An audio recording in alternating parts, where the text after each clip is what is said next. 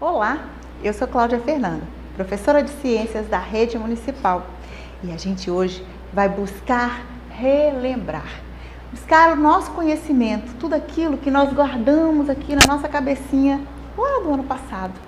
Lembra? Nós vamos buscar lá na nossa memória tudo aquilo que ficou guardado, para que a gente comece esse ano já buscando forças para saber mais. Vamos lá? Bom, para começar, lá no 7º ano nós falamos de seres vertebrados e invertebrados. Quem são esses seres? Como que eles se organizam? Para que eles servem? Como eles nos ajudam? Será que já é hora de relembrar? Vamos buscar esse conhecimento que está lá guardadinho. Vamos trazer ele à tona e relembrar tudo que nós aprendemos. Bom, olha só. Nós também falamos sobre a poluição do solo. Como que a gente tem feito para poluir? O que a gente pode fazer para que isso não aconteça? Até que ponto nós podemos ajudar para que o solo que nós estamos dependente deles, não fique aí tão poluído? É nossa responsabilidade. O que mais nós vimos? Será o que é mesmo que nós estudamos? O que é isso de biomas? Como que isso interfere na minha vida? Até que ponto esse bioma está ligado na minha rotina, no meu dia a dia? O que mais? Nós falamos de taxonomia. O que é isso de taxonomia? Para que ela serve? Quem inventou isso? Bom, nós dissemos que tudo se dividiu em 5 reinos. Que reino é esse? Como que esses reinos conseguem trazer toda uma organização para o nosso meio ambiente? Até que ponto um depende do outro? Nós aprendemos isso. Será que lembramos? Bom, falamos mais de quê? Das adaptações que cada ser vivo traz consigo para conseguir sobreviver nesses biomas, nesse meio ambiente. O que mais nós aprendemos? Vamos lá começar? Nossa, a primeira coisa que a gente está lá, de muito lá atrás e que a gente precisa buscar para que a gente não se perca, são os biomas. Quem são esses biomas? Onde eles estão? São só situações soltas dentro do nosso país? Não. Os biomas, eles estão agrupados por regiões e nestas regiões eles trazem consigo características tipo, se o clima é seco, se as plantas são de porte alto, médio, se eu tenho um ambiente pantanoso, com presença de muita água. Tudo isso são os biomas com suas características. O que mais será que nós podemos lembrar? Bom, poluição dos solos. Nossa, isso tem que fazer parte do nosso cuidado. Não podemos destruir o meio onde nós vivemos. E o solo, ele traz para a gente uma condição de sobrevivência. E se nós o poluímos, vai chegar um ponto que nós não vamos ter de onde tirar mais nada, nem mesmo o nosso alimento. Como que acontece tudo isso então? Quais são os cuidados que eu preciso ter?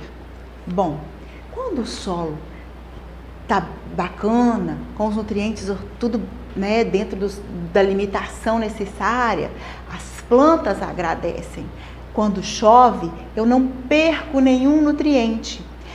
Mas, se eu jogo restos de lixo em qualquer lugar, se eu não dou um destino correto para o lixo, se eu não sei cuidar deste espaço, eu vou ter problemas, porque ele vai me responder.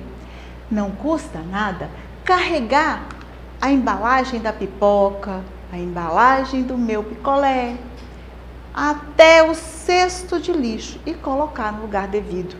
Em casa, devemos aprender a separar o que é seco do que é úmido, para facilitar a vida das pessoas que coletam esse lixo, para que o destino dela chegue no lugar correto. Então, esses são os meios de prevenção. Hoje, os nossos rios sofrem com todos os restos que nós jogamos nele. E as águas também poluem o solo, porque ela traz essa sujeira para dentro do solo. E com isso nós perdemos muito com esta poluição. Outra coisa que a gente precisa, sim, de um pouquinho de puxar da memória. Quando a gente falou da taxonomia. Nossa, que palavra esquisita! Para que ela serviu? Quem foi que inventou isso? Bom, quem pensou nisso tudo foi um carinha muito estudioso chamado Linneu. Lembram dele?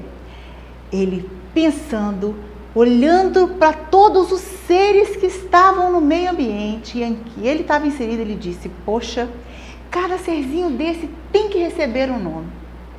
Como que eu faria isso? Ele também pensou, cada ser desse precisa ser agrupado, ser trazido para um grupo com as características próprias deles. Então, o que ele fez? Ele, mais que depressa, colocou cada ser vivo no seu grupo, com as suas características devidas, e organizou tudo isso.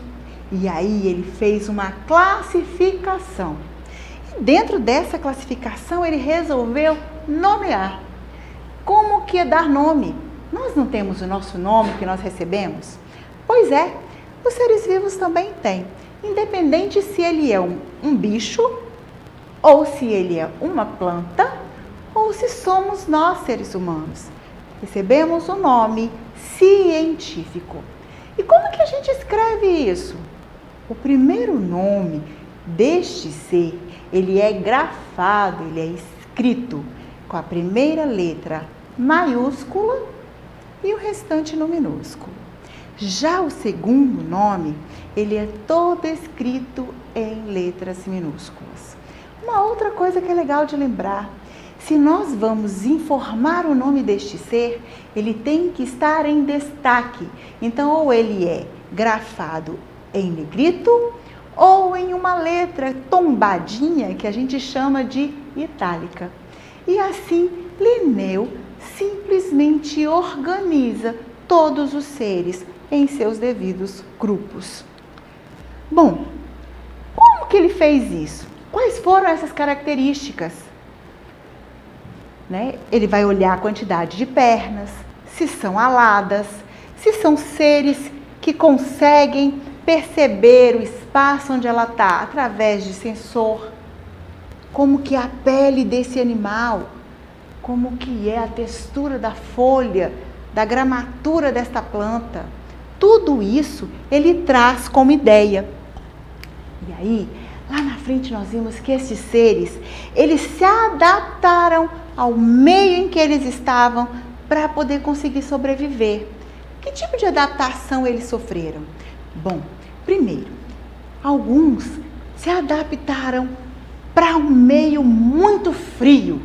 Como que seria esse bichinho? Ah, não tem nada de pelo, né? Não tem pelos, tranquilo?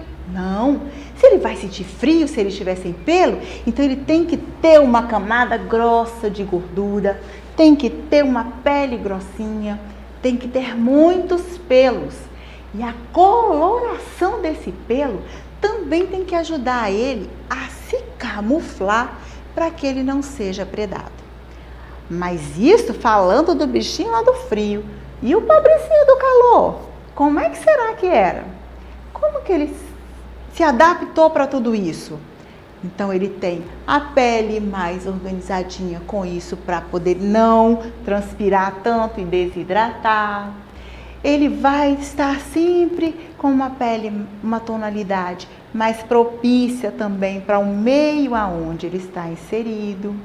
Outras coisas são a maneira com que eles se alimentam. Como que uma ave se alimenta? Nós temos milhares de tipos de aves. E essas aves, elas têm patas e tem bicos diferenciados, tanto para se posicionar nos galhos das árvores ou aonde ela estiver empoleirada, como o bico também para facilitar o alimento.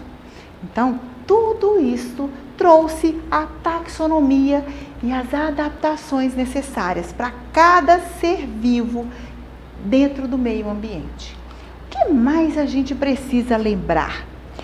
Bom, a coloração. Então, se eu tenho um bichinho que consegue se camuflar, ele também vai ficar bem mais, com a vidinha dele bem mais facilitada. A defesa dele é maior, ele vai conseguir sair do predador com mais facilidade, ok? Bom, vamos pensar lá nos reinos. Lembra que Linneu organizou estes reinos? Como será que ele organizou esses reinos? Bom, nós temos então 5 reinos. E aí ele colocou cada um dentro desse reino com suas devidas características. Número de células, se é um ser pluricelular, se é um ser unicelular, se ele é heterotrófico, se ele é autotrófico. E aí ele falou dos 5 reinos, que são quem? Os Monera, o reino Animalia, onde nós estamos inseridos, o reino Plantae, o reino Fungi, o reino Protista. E aí todo mundo ficou no seu devido lugar e organizado. Em qualquer parte do mundo a gente consegue classificar e achar de onde este serzinho é endêmico, de onde que ele acontece, onde que a vidinha dele é mais fácil de ser vista de uma maneira tranquila, que ele consegue se privar do predador, certo?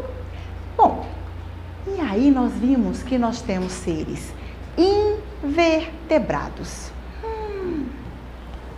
Uma quantidade vasta, muitos seres, nomes compridos que a gente não tem muitas, né? Nossa, vai dar um nó na língua. Equinodermos, plateumintos. Nossa, professora, é muita informação, é muita coisa, né? Não, são bichinhos bem tranquilos que a gente consegue associar no nosso dia a dia. Alguns são microscópicos, outros macroscópicos. Alguns servem para o nosso alimento, outros causam danos à nossa saúde. Então, estes são seres invertebrados. Também tem alguns que colorem o nosso meio, como as borboletas, né? Alguns besourinhos coloridos. Todos eles têm a sua função no meio ambiente e estão inseridos em um grupo. Dentro dos invertebrados, o maior grupo são os artrópodes, aonde a gente tem lá as borboletas, os besouros, das mais variadas formas e cores. Bom, nós falamos também dos animais vertebrados. Quem são os vertebrados? Nós somos em 5 grupos. Olha só, nós vamos ter os répteis, que aí nós temos um grupo bem vasto também, mas nós vamos ter peixes, mamíferos, aves e anfíbios. Existem alguns seres que nem foram classificados ainda, mas que pertencem a este grupo. Bom, para poder a gente completar toda esse nosso relembrar, nós vamos buscar na nossa bibliografia. E para acessar nossas atividades, acesse a plataforma SMED-GV, aponte a câmera do seu celular no código que aparece no canto da tela, se inscreva no nosso canal do YouTube SMED-GV e até breve!